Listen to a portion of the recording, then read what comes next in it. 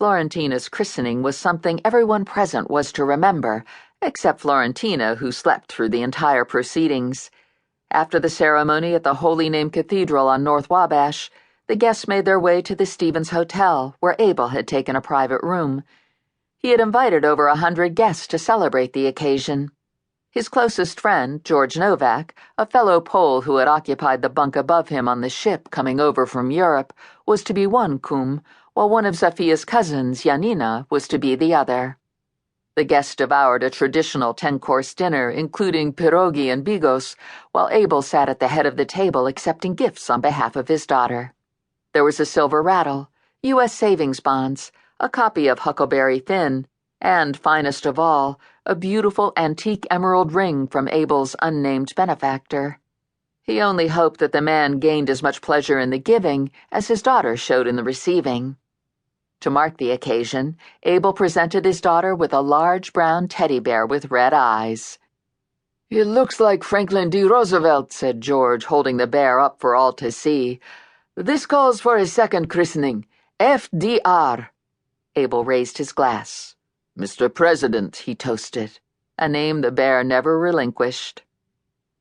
The party finally came to an end about 3 a.m. when Abel had to requisition a laundry cart from the hotel to transport all the gifts home. George waved to Abel as he headed off down Lakeshore Drive, pushing the cart before him. The happy father began whistling to himself as he recalled every moment of the wonderful evening. Only when Mr. President fell off the cart for the third time did Abel realize how crooked his path must have been down Lakeshore Drive. He picked up the bear and wedged it into the center of the gifts, and was about to attempt a straighter path when a hand touched his shoulder. Abel jumped around, ready to defend with his life anyone who wanted to steal Florentyna's first possessions. He stared up into the face of a young policeman. "Maybe you have a simple explanation as to why you're pushing a Stevens Hotel laundry cart down Lakeshore Drive at 3 in the morning?" "Yes, officer," replied Abel. "Well, let's start with what's in the packages." "Other than Franklin D. Roosevelt, I can't be certain." The policeman immediately arrested Abel on suspicion of larceny. While the recipient of the gifts slept soundly under her red eiderdown quilt in the little nursery at the top of the house on Rigg Street, her father spent a sleepless night on an old horsehair mattress in a cell at the local jail.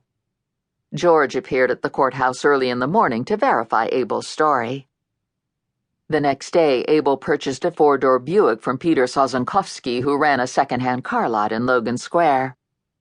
Abel began to resent having to leave Chicago and his beloved Florentyna even for a few days, fearing he might miss her first step, her first word, or her first anything.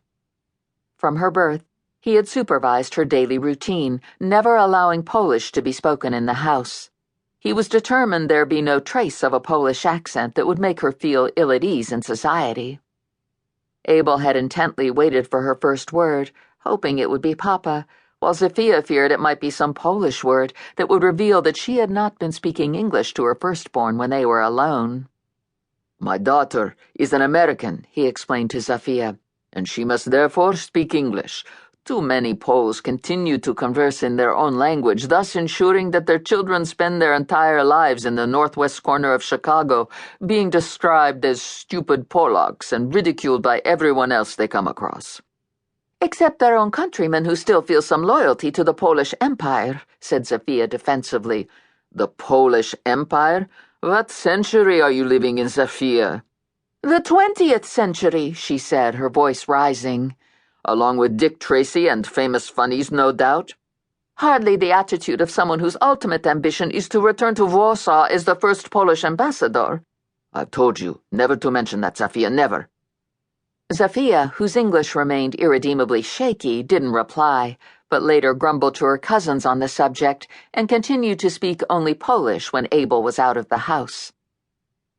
She was not impressed by the fact, so often trotted out by Abel, that General Motors' turnover was greater than Poland's budget.